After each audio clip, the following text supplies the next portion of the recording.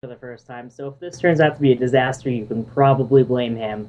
You can follow him at Pens Nation Casey on Twitter as well. Casey, how's life? Life is pretty good. Pretty crazy week for Pens fans. Who's steering this ship right now? No one. I don't think anyone at all. David Morehouse, if you ask the Pens blog, which, I mean, the Pens blog put together some great theories on how Morehouse has been running everything behind the scenes and seems to be taking up more of the power, which I don't think any of us wants to see. I believe you have an opinion on that. I do have an opinion. I am very uncomfortable with David Morehouse because, I mean, he's Don't the hide one your guy in the feelings. organization that there's no transparency with. I don't know what his level of hockey knowledge is. He has a political background. He was brought in 2007 for the arena deal. And then after the arena deal was complete, he stayed around. So does this guy know anything about hockey? Now we're getting these reports that the new GM is going to be reporting to him for hockey decisions, whereas Shiro reported directly to ownership. I don't know what to make of that. It makes me very uncomfortable. Yeah, I don't know what to think either. Aside from his political background, I really don't know anything about David Morehouse, and aside from what the Pens blog put out in their article, I can tell you he's great at marketing. He seems to be able to steady the franchise in terms of a budget and that type of stuff. But yeah, no clue what he knows hockey-wise, and that's never what you want to hear. But we do trust Mario, do we not? We do trust Mario, yeah. And so, Mario, still being part owner, of course, if he's okay with it, I will trust him.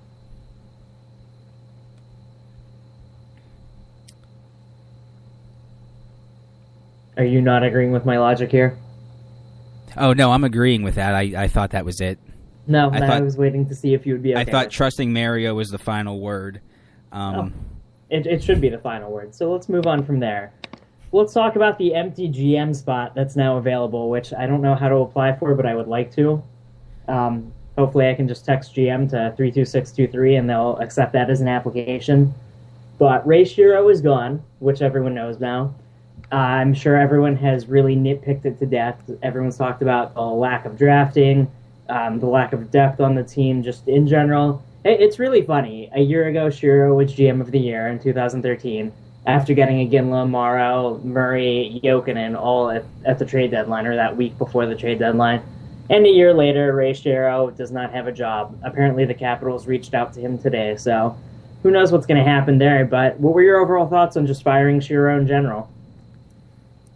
It was a bit of a surprise, especially, leading up to that press conference. The news was Bausma was gone. They were 50-50 on Shiro.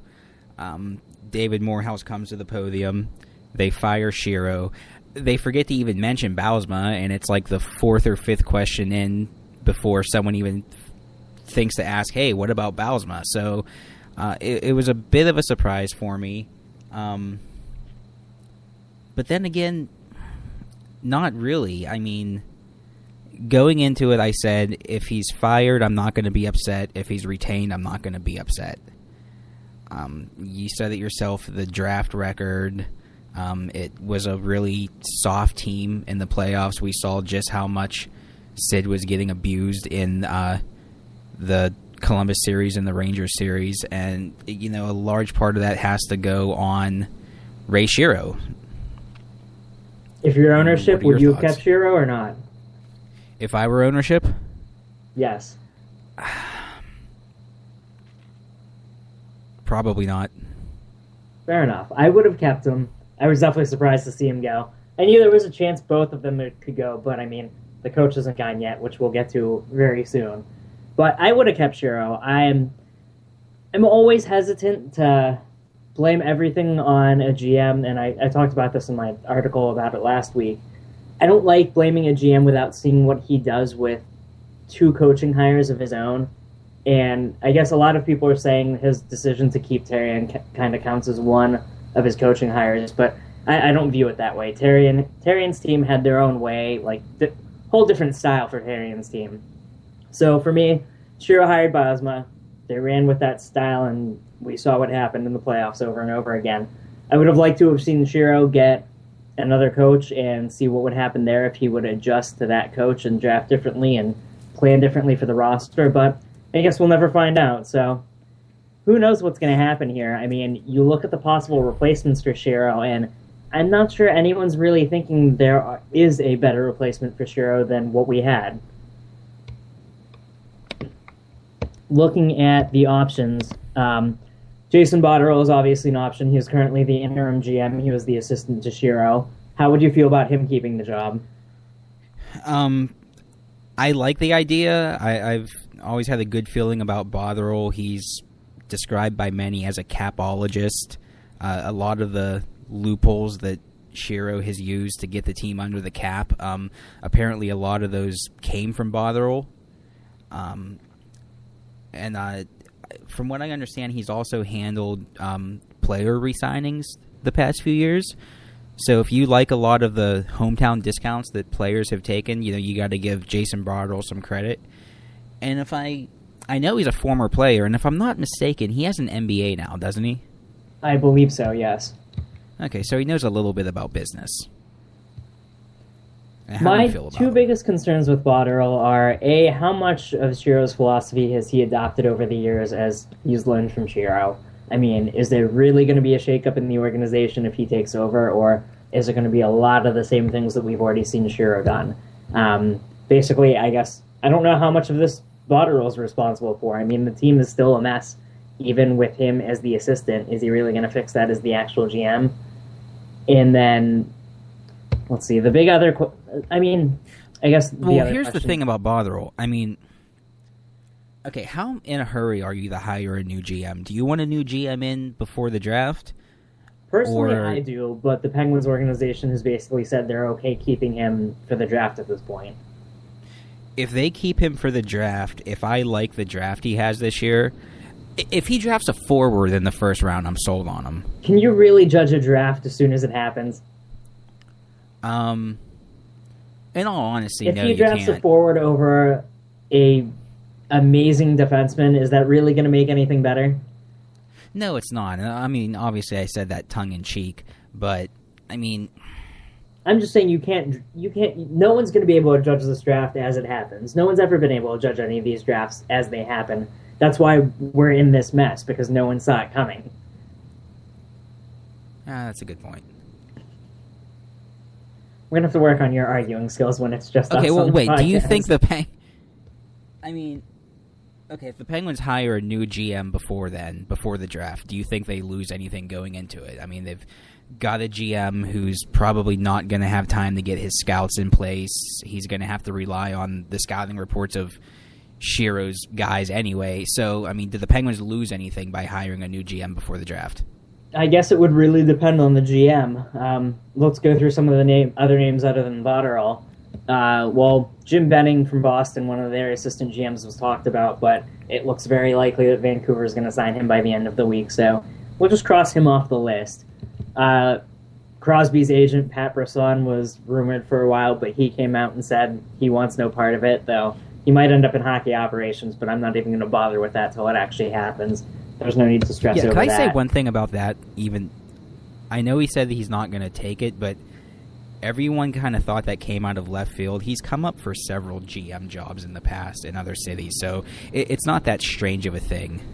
Yeah, I agree with you. I didn't think it was that. Well, the only reason I ever see it as strange is because why would he give up the money he's making for having clients such as Nathan McKinnon and Patrick Kane and Crosby, obviously? Like, he has so many big-name clients that why would he ever leave all that money?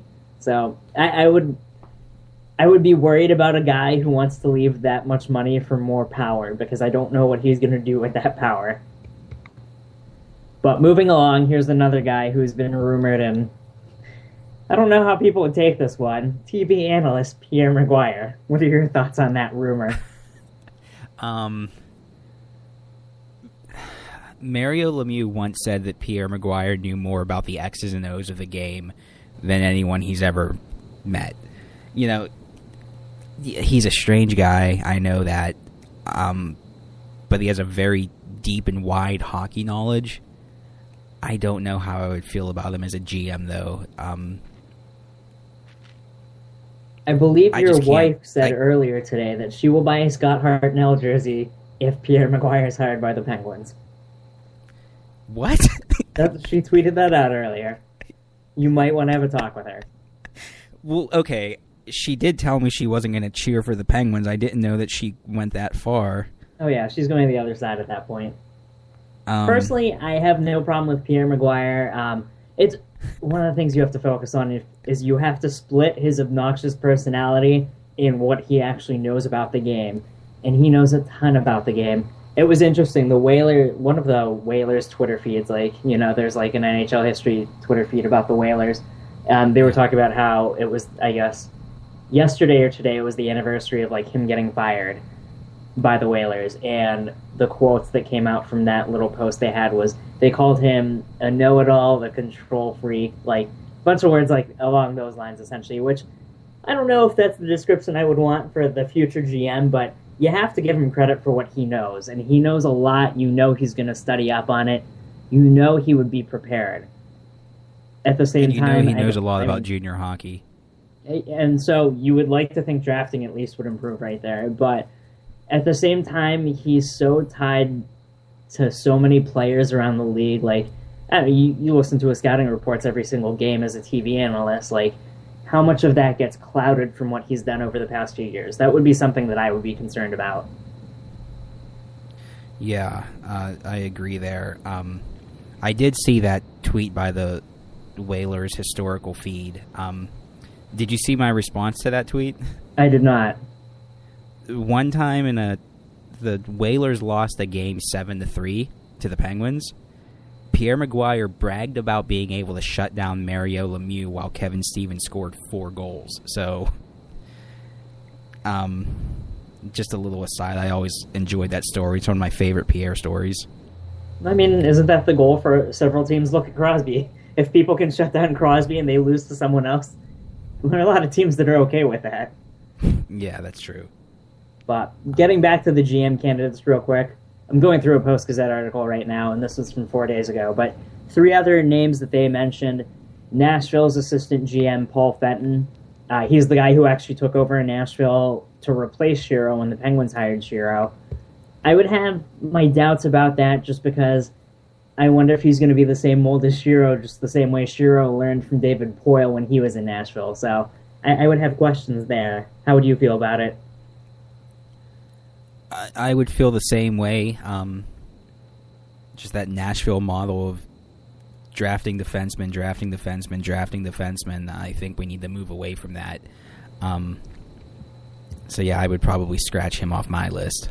Another guy is Tampa Bay. Although he is a former NHL forward, so he might know a thing or two about scouting forwards. I wonder if that actually makes a difference. Because I feel like defensemen will also have a very good perspective of at least finding weaknesses in forwards pretty quick. I guess that all depends on his perspective. I don't know a lot about Paul Fenton. I don't know what kind of forward he was, if he was a defensive forward, or do you know anything about him? I don't. No, not aside from what the Post-Gazette article has now. All right. Moving on, Tampa Bay's assistant GM, Julien Brisebois, who's helping out Steve Yzerman down there. Tampa obviously has done well lately, but I mean, I've had some questions about some of their deals, especially, the St. Louis for Callahan deal was a very interesting one, but I don't know exactly how much Julien Brisebois has done. All this article says is that he's a major behind-the-scenes player, which really tells me nothing. And he has a law degree in an MBA, so naturally I like him because of that. Although that also means I could take the job, so I don't think that works out quite the same way. But, I wouldn't have any hesitations with that one. No, I guess I wouldn't either, but that's mostly because I don't know a lot about Julien Brisebois. You probably know as much as David Morehouse, so just figure on the fact that he's making part of this decision, and you could feel okay with it. Yeah, I'll have to research that one. I'd like to know what he's been doing for Yzerman.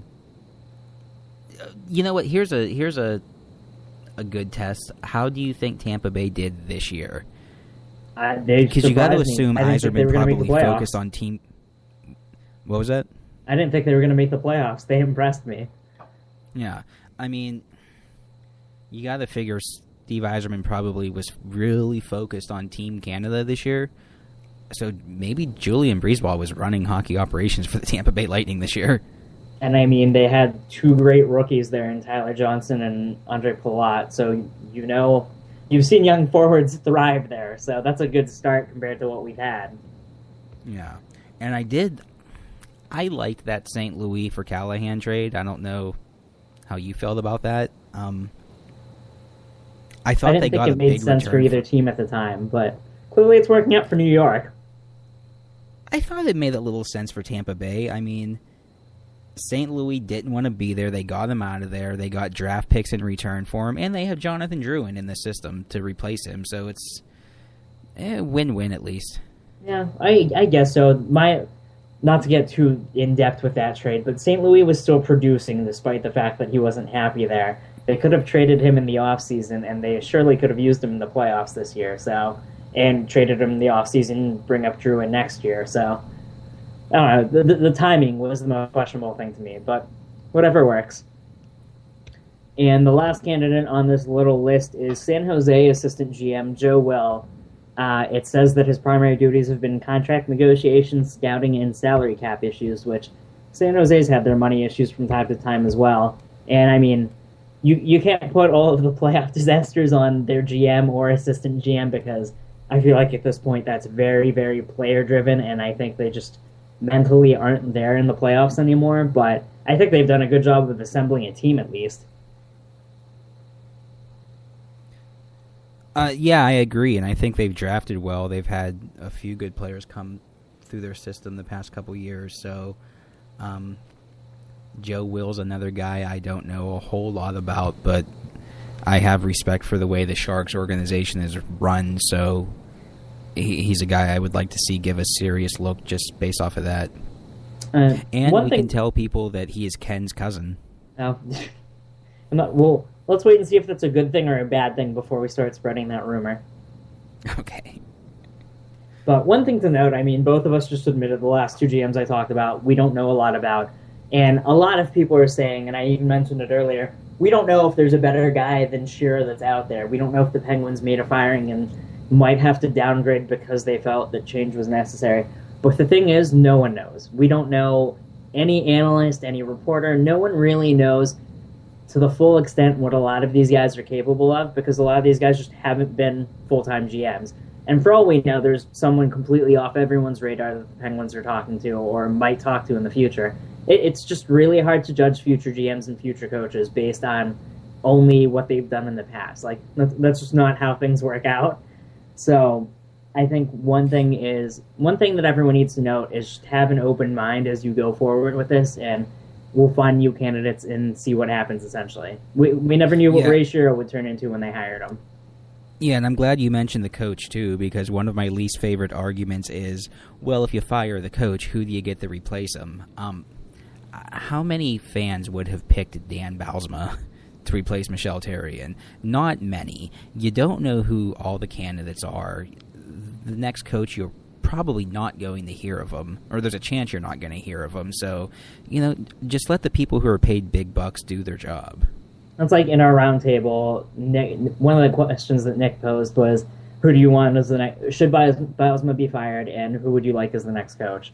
And my reply for who would you like as the next coach, give me a week and pay me for that week so I can search for a coach and find out everything about every available coaching candidate, and I'll give you an answer. But until then, I'm not going to have a real answer. No one else is going to have a real answer either. That's why people get paid to do this. And that's the only fair way to look at it. Necessary. But speaking of the coach, Dan Bylsma still has a job for now, as does his staff. What are your thoughts on that? Wow. Did not see that one coming. I didn't think that he should have been retained after the Boston series. And if you want to go a little further back than that, I really started to sour on him after the Philadelphia series. He was starting to change my mind this year. He had me a little fooled, especially in the first half of the year, but then just the way they went out of the playoffs, this was it for me. This was the final straw. And I know a lot of the people, or some people, are saying, give him another chance. But to me, this was his last chance. This was his one more chance. Are you surprised by this? I'm surprised by it. I'm still not sure if he will actually stay on. What would you give as a percentage chance for the chances that Bylsma is coaching on opening night this year? Single digits. Okay. Someone asked me that last night. You read the 2%. Q&A between Dayon and Mario and Burkle, right? Yeah, I mean, it certainly doesn't seem likely. And both Dayon and Mark Madden, I know people hate Mark Madden, and actually people hate Dayon as well, but regardless, both guys tend to know what they're talking about with hockey, and both have said there's basically no chance Bylsma coaches next year, which, I mean, I think we all kind of figure, but it's such a weird situation right now. I was ready to fire him after the Boston series last year, and I thought he did a great job this regular season, especially with all of the injuries and just how the lineup changed and players slumping, players getting hurt, all that stuff. But again, in the playoffs, it's just, as I wrote in my long post about Bylsma, it's just everything in the playoffs has been unexpected. And I didn't have a problem with him after the Flyers series in 2012. I thought that was going to be an anomaly. But regardless, the Penguins are just blown out of the water, specifically with their mentality. And so you figure that happens, whatever, move forward. Against Boston, I mean, losing to Boston would have been okay. I think everyone was basically shocked by the fact that they were swept and that the offense disappeared. And Boston has a great goalie, great defense, but no one really expected the offense to disappear like that or the sweep to happen. So that was another strike against Bylsma. And this year, you have the 3-1 lead. At that point, everyone already assumed the conference finals, which, I mean, personally, I think was a safe assumption, which it clearly wasn't. But at the time, I would have easily bet everything on the Penguins making it to the conference finals. And there's just another unexpected exit, and I think that really does it in for him. Yeah, and plus the fact that Ron Burkle said that they're now a year behind because they kept him on last year does not bode well for him. Yeah, and it'll be interesting to see. I mean, I really hate trying to discuss all of this without knowing who the GM's going to be and what their vision's going to be and everything about that, because it's just really tough to tell who the new coach is going to be, who the players that are going to be retained should be. We really have no clue what's going on right now, and we have nothing to project, and it's really tough to do right now. Any last thoughts on Bylsma before we move on? I don't have any last thoughts. We got a tweet from @Hey, it's Matt's. Bylsma has to go. Yeah, I don't think either of us would argue that for sure. Thank you, Matts. Yeah, I think we were both ready to see him go last year, and the only way I could see him staying is if Jason Botterill becomes like the actual GM, and maybe Botterill will keep him. But even that's really, really tough for me to see when the owners just really don't like him.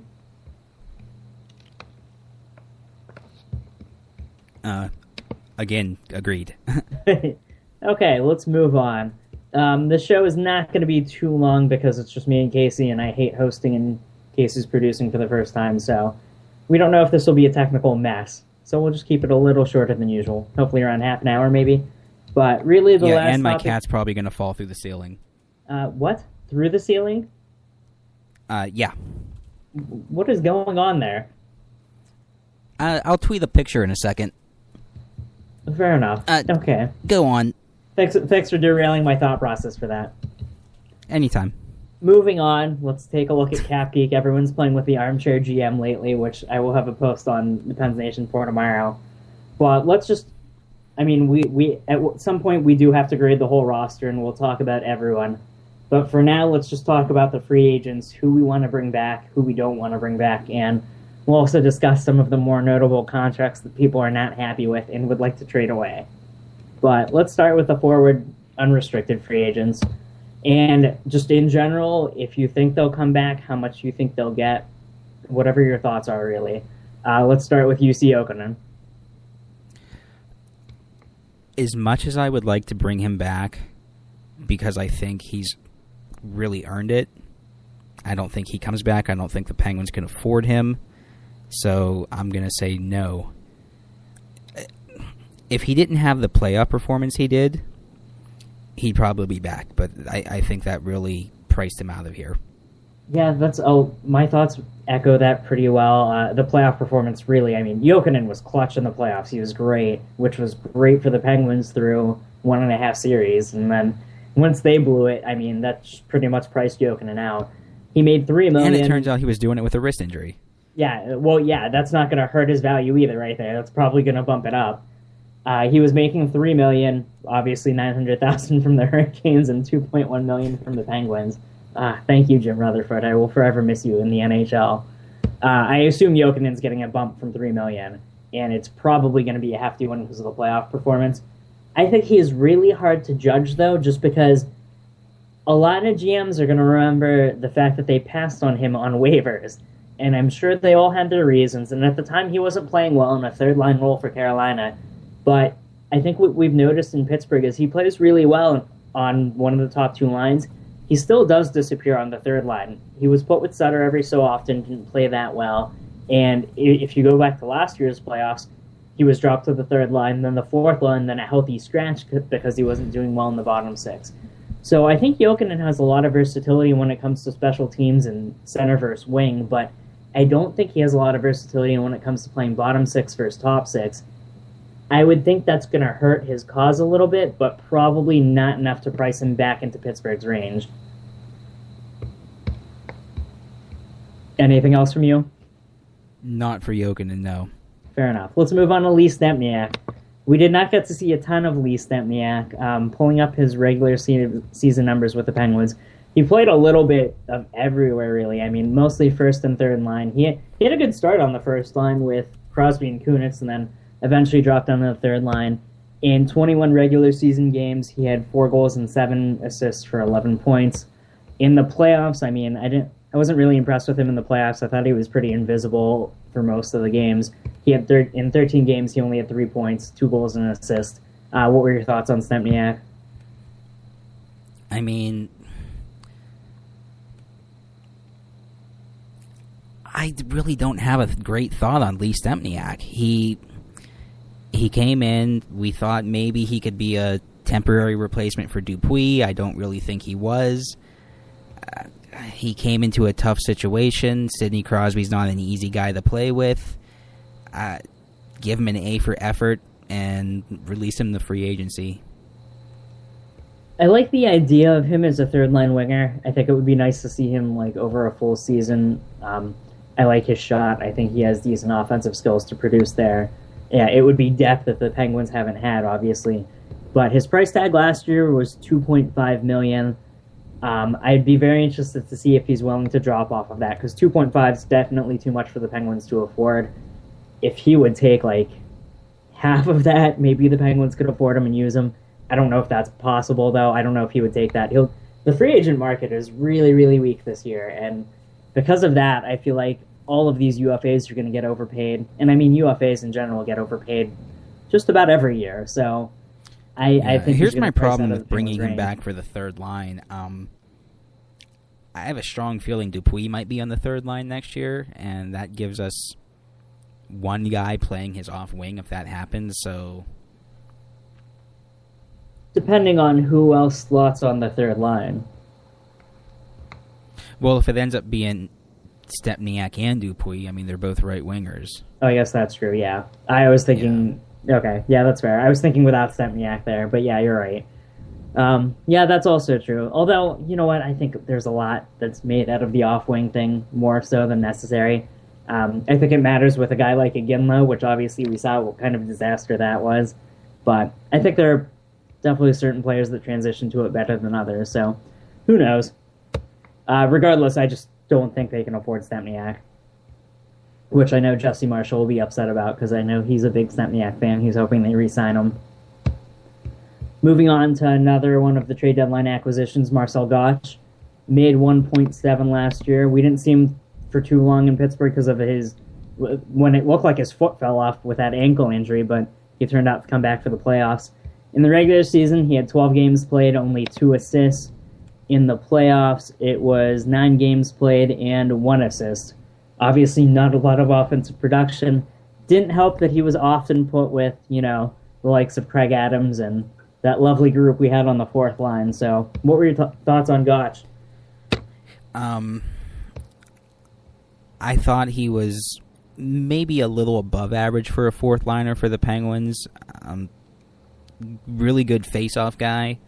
I'm really intrigued by the 23 points he had for Florida before he was traded. He had 11 goals in 62 games for them. So, I mean, that makes him an intriguing fourth liner right there. If they could sign him around what he made this year or less, I would be okay with him coming back.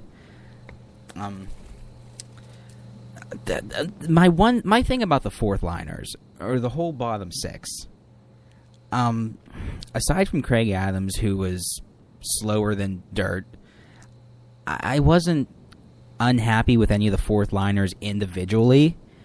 It's the group that doesn't work. You know, there's too many guys who aren't a scoring threat, and yeah, as a group, it just didn't work for me. Individually, most of them I was fine with. Yeah, I have to disagree. For the most part, I didn't like them individually either, and we will touch on a lot of them because there are several UFAs out of that group. So I generally agree. I'd like to keep Gotch. He played relatively well for the line mates that he had. He didn't have a lot of help. The 1.7 price tag, I think, is too much. The Penguins really just don't have any money to spend right now, and that's the biggest problem. They currently, the salary cap, well, CapGeek has the salary cap at $71 million next year. Bettman has already come out and said it's going to be 69 and 70. It's probably not even going to be 71. The Penguins have already spent 60 of it on 7 forwards, 5 defensemen, and 2 goalies. So they're looking at another very cheap bottom 6 unless trades are made, which we'll get to that in a little bit. But there's really just not a lot of money to work with, which makes me think they can't really sign many of these guys, if any. Gotch at 1.7, I mean, I think that would be a fair deal if he would just keep that, but fair doesn't mean the Penguins can afford it. So I would like to see him take a price cut if he's going to stay, and I don't expect him to do that, so I don't expect to see Marcel Gotch again. Moving on, next on the list is Taylor Pyatt, who I don't think is worth discussing unless you're going to argue that at all, which I don't think you will. No. So Pyatt's gone. The eyes have it. Yeah. But nicely done there. Yeah. Sorry, no more gifs of Pyatt's eyes. Just let him go. He serves no purpose. Tanner Glass, $1.1 million last 2 years each. As we know, a lot of people have not liked that deal. He was a healthy scratch for a decent amount of the playoffs in the Rangers series. What are your thoughts on Glass? For those games at the beginning of this season till he went down with that injury, I thought Glass was finally starting to live up to his contract. His whole Penguin tenure surrounding that time period didn't do it for me. Not his play, not his cap hit. Yeah, so I mean, just no. I liked him the first couple months before he got hurt, just like you said. After that, I didn't see a single impressive thing out of him. It's funny, I was looking through the goal assessments from the whole season, just starting to get ready for like the season reviews on each player. Glass was the very last guy I had in the regular lineup that was actually at fault for a goal against, which just incredibly impressive when you think about how poor his play was the year before. But, I mean, it was all for naught in the end because he really just didn't look good in the second half of the season when he came back. The 1.1 cap hit, I mean, isn't really that bad when you start looking at everyone else's cap hits. But the problem is he's essentially a plug-and-play player. I think he's very replaceable. I don't see anything special about him. And I seriously think you can just replace him with a cheaper cap hit that probably does the exact same thing. Yeah, completely agreed. Next on the list would be Joe Vitale, who made all of $550,000 last year. Joe Vitale, bring him back. If you're not going to bring back Marcel Gotch, bring back Joe Vitale. 51.8% in face-offs, 13 assists last year, and like you said, very affordable cap hit. He's the one fourth liner I wouldn't mind bringing back. I wasn't really thrilled with Vitale down the stretch or in the playoffs, but you know, with that cap hit, look let's say he even gets a raise to like 650,000 or something. I mean, it's a cheap position that you can plug in. He's probably your ideal like 13th forward that can jump in if someone gets hurt. And I mean, if you can keep him that low price wise, I think that's perfectly fine to bring him back. Speaking of a guy who has a low price that I'm going to vouch for big time, Brian Gibbons, also with a 550,000 cap hit last year.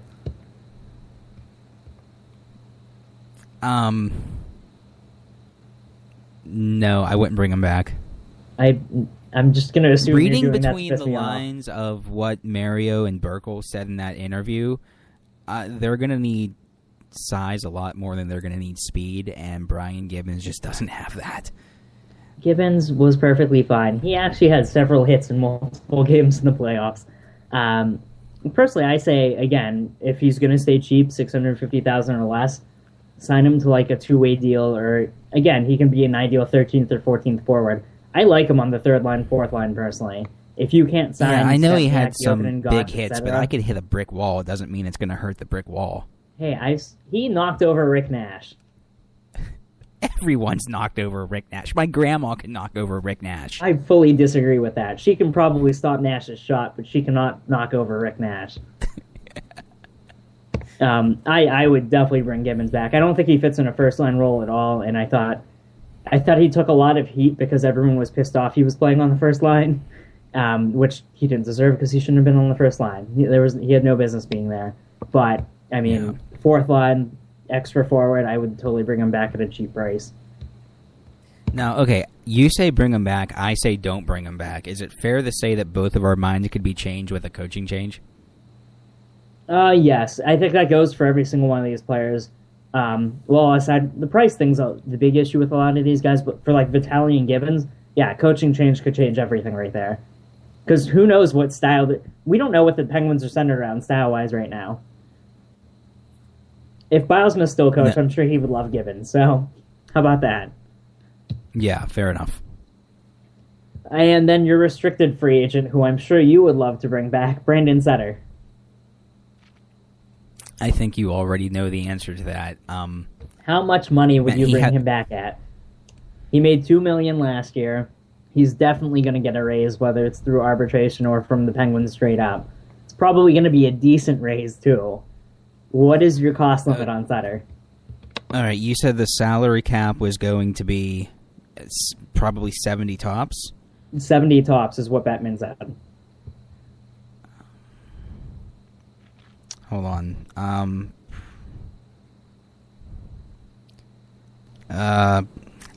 I would go 3.5 tops. Okay, that's actually exactly the answer I was going to give. 3.5 is the most I would give Sutter. Really liked what we saw out of him out of the playoffs. Kind of concerned that a lot of the guys that performed well in the playoffs were just playing for contracts and thus looked exceptionally well because they had motivation. So, a little worried about that contract year thing, but I mean, you know what you're getting out of Sutter. He's dependable defensively. I mean, during the season, there are a lot of times where he doesn't get it done offensively, but he also didn't always have the wingers to get it done offensively. Of course, we'll hear trade rumors, but we don't know who the GM is, so it's hard to work with trade rumors as well. I think 3.5 would be fine. I wouldn't go above that at all. I've seen articles that have had him at 4 or 4.25 in arbitration. I would rather let him go or trade his rights away than do that, but 3.5 sounds good to me.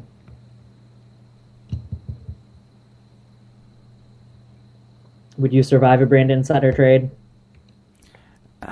If for Ryan Kessler, I'd probably get over it. And that's what the rumors are going to surround the whole... well, that's what the fan base is going to want all summer. Too bad we don't know who the GM is. We don't know if that GM's going to want Kessler. We don't know anything. That's the hardest part about all of this right now, is you just don't know what the next GM's going to want.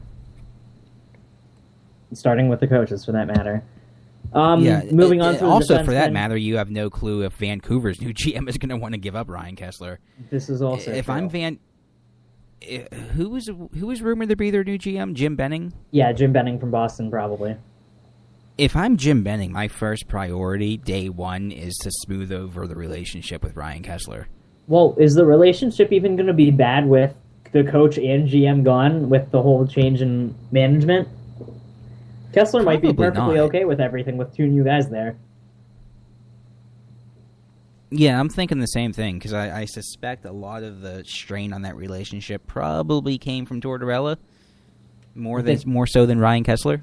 I would say that's probably a safe assumption. So yeah, who knows? Ryan Kessler might just veto everything now. Moving on to the defensemen, these will go pretty quick. Brooks Orpik, UFA, made 3.75 last year. I don't think either one of us is going to say bring him back. No, not going to bring him back. Doesn't matter who the coach is next year, even if it's Barry Trotz as head coach and Jacques Martin as assistant coach, and I'm popping caffeine pills before the game, I'm not bringing Brooks Orpik back.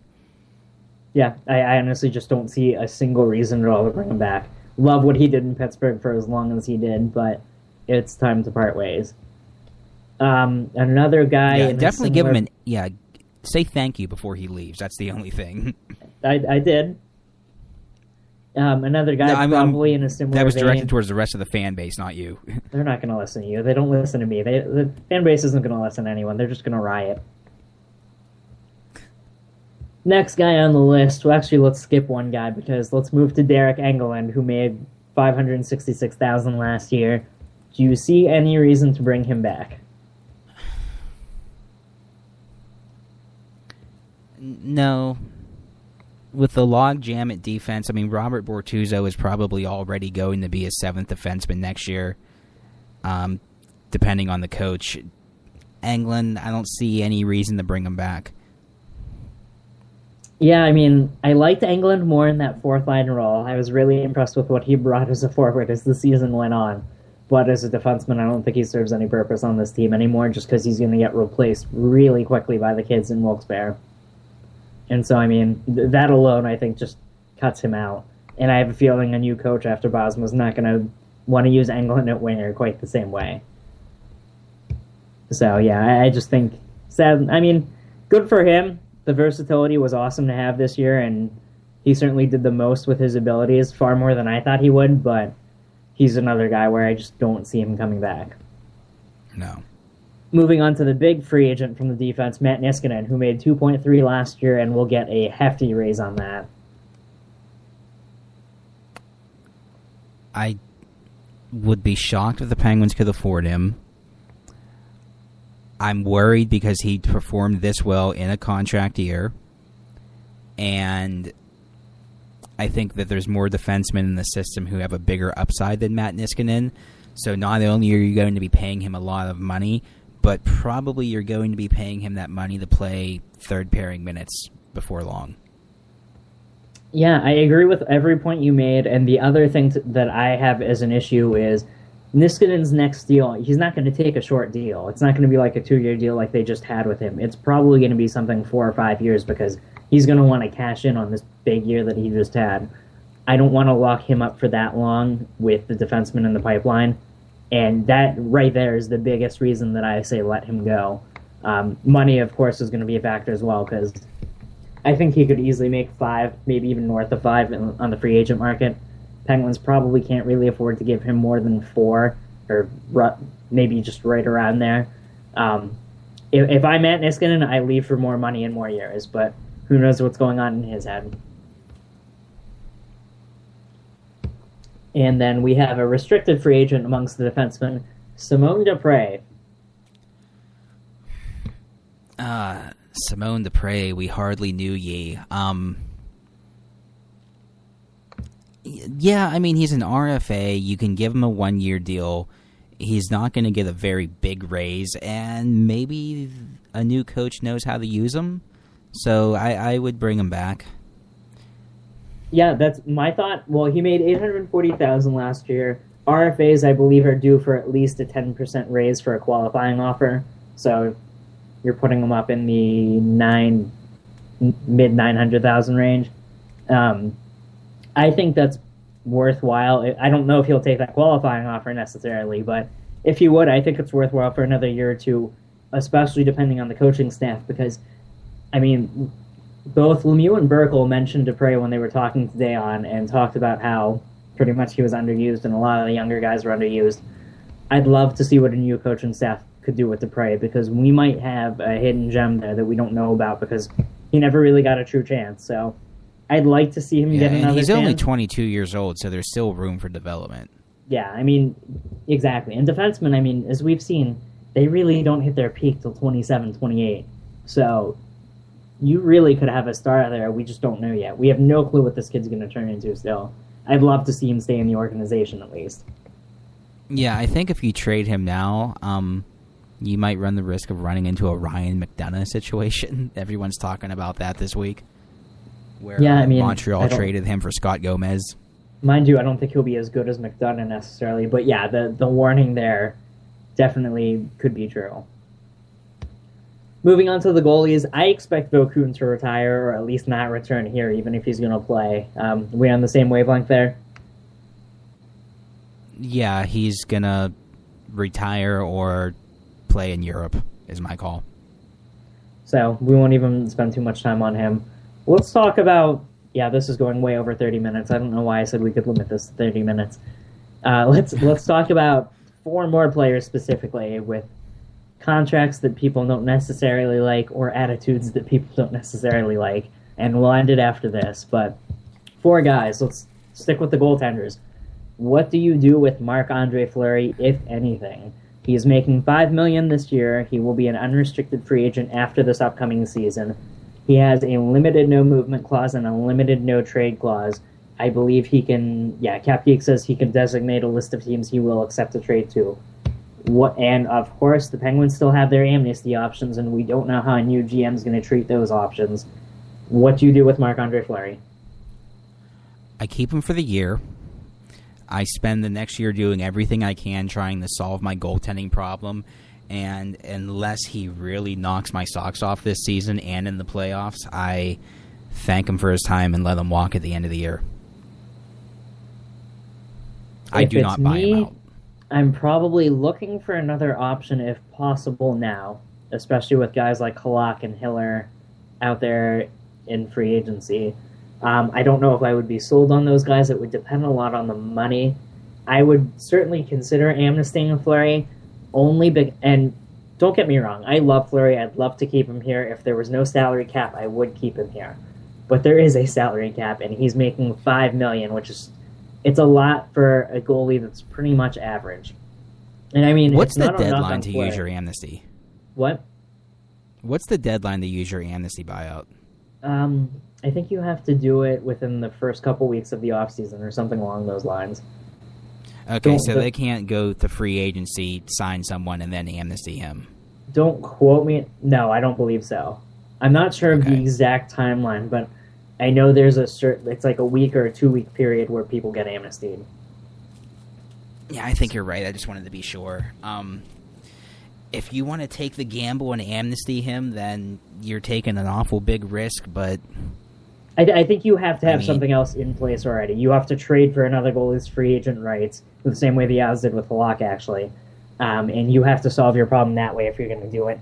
You have to be very, very sure you're going to sign another goalie at least at Fleury's capabilities for less money. And, I mean, I don't know if those two are necessarily going to happen. Both of those are requirements in replacing him. And it's going to be tough to find that ideal mix. If they can find it, I say you ditch Fleury and do that. If not, you just run with Fleury for another year. And, I mean, I don't think they're going to keep him after this year one way or another, honestly. Moving on we'll go back to the defense here. 2 big names that everyone loves to talk about. Let's start with Rob Scuderi. How on earth do you deal with him? He's making $3.375 million for each of the next 3 years. He has a modified no-trade clause, but Capgeek does not tell me exactly what that trade clause is. I'm guessing it's probably he can limit the amount of teams he can be traded to. Well, I said in our roundtable discussion that Rob Scuderi at 3 years for $3.3 million actually makes it a full no-trade clause. So, I don't know what you do with him. I don't want to do a traditional buyout with him because that takes the cap penalty to over $1 million, which for a team that likes to spend to the cap, I mean that's a lot of money. So God, I have a shred of hope in Rob Scuderi that a new coach could use him the right way, and we could all forget this year ever happened. But that's probably wishful thinking on my part. With Scuderi, my thoughts are he's never going to be more than a sixth defenseman. I think if he played up to the sixth defenseman role, that would be fantastic, and it's a whole lot of money to throw to the sixth defenseman. But in my mind, that's the best you're going to get out of him, like a fifth, sixth, third pairing guy, basically. And, I mean, with the Penguins being against the cap, that's so much money to give to a third pairing defenseman. So you have an issue there. My biggest hope is just one of the teams that is probably near the cap floor or shooting for the cap floor doesn't think they're going to compete for the next couple of years. One of the younger teams, I don't know. Calgary's the team I keep thinking of, though. I don't think Brian Burke would do this, but... Or, wait, who is the GM? I keep thinking Buffalo or Florida. Well, Buffalo's actually being smart now, so I don't expect that. Actually, and see, that's the thing. Florida is, too. You need a team that's actually just looking to spend money to get to the cap floor. I know when I looked at Cap Geek a couple weeks ago, Calgary was definitely one of the ones that stood out to me. Oh, yeah, but Buffalo's 30th in the NHL. Florida's 27th. That's why they keep... I mean, look, okay, who's the GM of Buffalo this week? Give Tim Murray credit. He has done a great job since he left with his trades. Or since he joined with his trades. Well, look, you call him up and you say, look, give us a 7th-round draft pick. We'll give you Rob Scuderi. Is a team with Christian Ehrhoff and Ville Lano going to add on another worthless contract? What stopped them up to this point? Just no. I think you have zero hope of Buffalo. And as you said, Scuderi's contract pretty much makes it a full no-trade clause because you probably have zero hope with just about every team. But hopefully you can just package them off to someone for like a pick and a player that they've gotten sick of or hate. And hell, even if you can ship off his 3.375 and maybe take back 2.5 in some player that's worthless, you can start chipping away at it. So maybe that's the way the new GM has to look at it. But somehow some of that money needs to be freed up because Scuderi is not playing anywhere near worth that money. We ready to move on to Chris Letang? Yes. And his big $7.25 million contract that goes for so long that Capcake doesn't even have all the years on it now. He has a modified no-trade clause. He can submit 12 teams. Well, he will have one, I guess, once July 4th hits. And with that no-trade clause, he can submit 12 teams that he doesn't want to be traded to prior to the season. But again, that doesn't start till July. So the trading option is there now, but health problems and the contract are certainly interesting things to look at.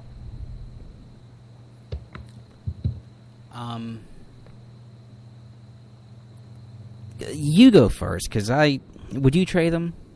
I'm torn on this. If I could trade him and Me too, that's why I told you to go first. I would trade him if I can get a top 4 defenseman back at least and save money in the process. And I mean, not just the top 4 defenseman. If it's going to be a second pairing defenseman, I want some other pieces as well. But at the same time, him and Martin looked really good in the playoffs. It's just, I don't think Letang's ever going to be worth $7.25 million. That's kind of my issue here. I do think he can be a top pairing defenseman, and he's shown flashes of it. I thought he looked much better when he came back from the stroke. Thought he looked great in the playoffs with Martin.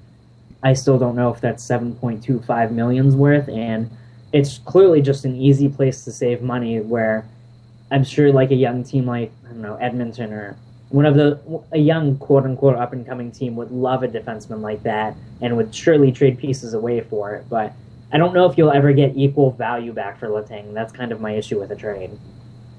No, and here's my other issue with trading Letang. You trade him, your top pairing is Martin and Scuderi.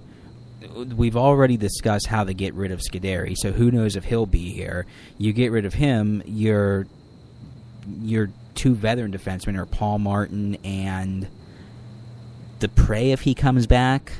Keep in mind, if you trade some of these guys, depending on when it happens, like Letang, I mean, if it's before his July no-trade clause hits, you can definitely afford to keep Niskanen at that point.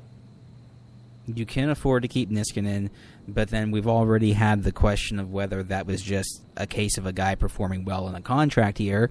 So do you want your top pairing defenseman to be Matt Niskanen and Paul Martin? I don't know. On the other hand, if it saves me $2.5 million that I can spend on the bottom six, it seems like it might be worth the drop off. Yes, exactly. And the other point I was going to make, we talked about Ray Shero at the beginning of the show. One of the criticisms everyone has at Ray Shero is that he spent the past several years drafting the best available defensemen. As a result, there's some really good defensemen in our system. One of them is Derek Pouliot, which, if you know anything about his game, he could develop into a guy that makes Letang a redundant player. Even if he doesn't, there's still some really good two-way defensemen in the system that could replace Letang. So, we're going to talk about James Neal next. Between him and Letang, gun to my head, I'm trading Letang first. Just because there's guys in the pipeline that could fill his role, even if they're not as good as him. And that's another myth about getting rid of Chris Letang. Everyone says you can't replace him. You don't have to replace him. You just have to play the role differently. But yeah, there's guys in the pipeline that can step into his role. There's no one that could replace James Neal. Yeah, so we'll move on to Neal on that point. And I agree with you. James Neal's a tough one because, I don't know if he needs to be traded by any means. A lot of people aren't happy with him because he wasn't scoring in the playoffs, which I don't think it was completely his fault because he got taken away from Malkin, and you take him off the second line, you take him off the top power play once they switched to that 3-forward power play. He wasn't getting the normal minutes or the normal line mates that he normally scored with. I think you can expect a complete drop in production, and then he didn't look natural when he was put back with Malkin, and I'm not surprised because he spent 2 weeks without him. So, and I don't think Neal's playoff performance should be held against him too much, but a lot of people do not like him for discipline issues or for his general attitude. There have been rumors that the organization's not thrilled with him because of his general attitude. And he's making $5 million a year for the next 4 years, which really is not a bad deal for, obviously, a 30 to 40 goal scorer. He doesn't have a no-trade clause yet. One would kick in starting after this season, where he would be able to supply an 8-team no-trade list. So that's something to consider there. As you said, the thing with Neal is, if you trade him away, you really have to get another top six winger back. It's going to be a lateral move, basically, where hopefully you get a better personality or maybe a guy who goes to the net, goes to the crease, whatever. But it's generally going to be a lateral move, and I'm not sure you even replace the goals necessarily if you do it. So he's a really tough guy to deal with there. It's definitely a very tradable contract, a very tradable deal because, again, you don't find 40 goal scorers for $5 million a year. It's really tough to do. So other teams will want him. The question is, can you replace his production if you actually do trade him? That would be very hard to do. Now, I want to make a counterpoint to your first point about him being away from Gino in the playoffs. At $5 million a year, do you want a player who needs just the right center to produce? Or at $5 million a year, do you want a guy that can create his own time and space, and is creative and doesn't need a all-world center? At $1 million a year, I would like a player that is creative and can take care of himself, but that's not the case with everyone. And with Neal, it's a known quantity. They knew when they signed him to that deal that him and Gino were basically a pairing on the second line. They knew what they were getting into with this $5 million contract. And no offense to Brandon Sutter, I know you love Sutter, but Sutter will never set up any player the same way that Malkin can. And so, I know that. It's a steep drop-off from the playmaking abilities of Malkin to Sutter. And any wing that has to deal with that. We talked about it with Jokinen earlier. Jokinen, completely different player from top six to bottom six. Like, that's going to happen with anyone that plays alongside Crosby and Malkin, I think. And so it's factored into his contract that he should be with Gino, and that's why he's making $5 million. And there's another point bringing up Gino. 09-10 season, he had 77 points in 67 games.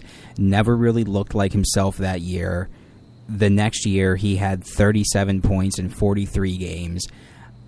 So Gino pretty much had a season and a half of dark years before they found him a winger. That winger ended up being James Neal. You trade him, you probably end up going through that again, especially if you don't bring back UC Jokinen. I think one interesting thing would be, I know a lot of people talk about Evander Kane from the Jets because of the rumors that happened before the trade deadline. It would be interesting to see Neal traded up for another winger straight up that's maybe like a 30, 35 goal scorer, whatever. Someone who could play with Sid, and then maybe you drop Kunitz down to Malkin's line, give Sid the new winger that you acquire, and see if the new ones could work out that way. I think that would be an interesting possibility, but I don't know who you get for Neal necessarily.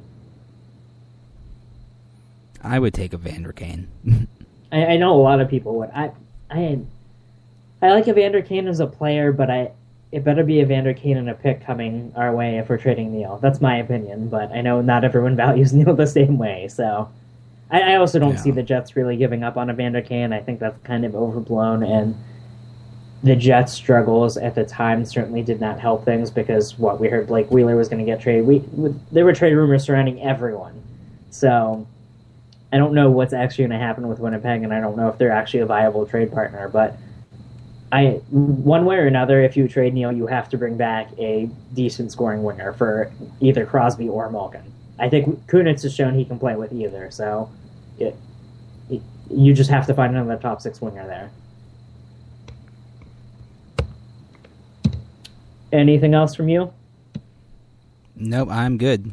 Okay, let's just wrap it up with that because this went like half an hour longer than I thought it would, so we'll end it there. I don't know when we're doing a show again, but Casey can produce and well, I guess I can host if you guys like this. I did not, so don't make me host again. But Casey can produce at least, so hopefully we will be doing more podcasts in the next few weeks. I know we've really slacked off over the last 3 months, but thanks for listening. Thanks for joining in.